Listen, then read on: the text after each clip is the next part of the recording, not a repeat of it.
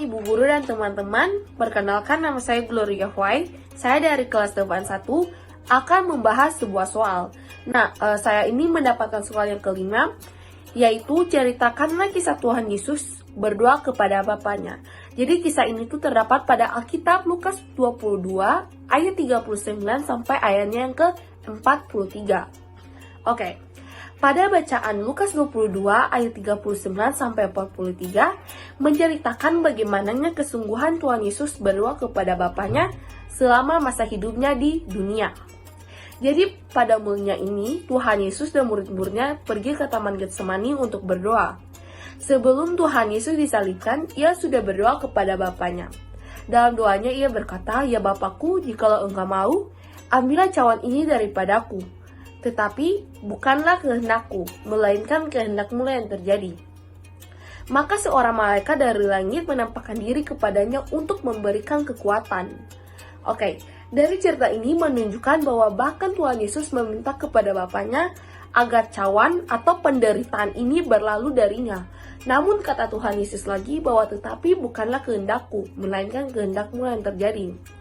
Nah, hal ini menunjukkan seberapa berimannya Tuhan Yesus kepada Bapaknya selama masa hidupnya. Jadi tadi jika kita teliti ya ada kalimat-kalimat yang bilang, "Kau ambillah cawan ini daripadaku, tetapi bukanlah kehendakku, melainkan kehendak-Mu."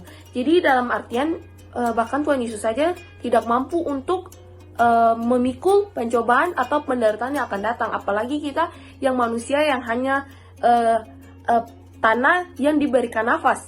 Bahkan Tuhan Yesus saja minta untuk penderitaannya berlalu, apalagi kita yang hanya debu di mata Tuhan, seperti itu.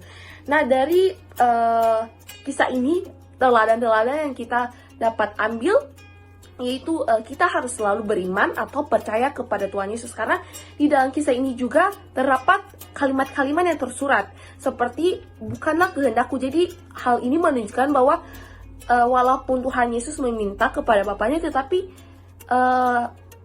Tuhan Yesus berpikir bahwa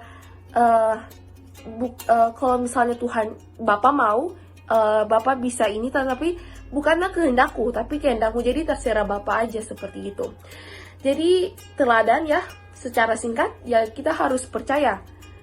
Jadi kita tidak boleh mengutamakan pikiran kita atau pendapat kita. Jadi kalau misalnya kita mau ini ya harus ini. Nah, itu adalah hal-hal yang harus kita jauhi, karena teladan dari Tuhan Yesus itu dia beriman atau dia percaya kepada Tuhan, kepada Bapaknya, kepada Bapa, seperti itu.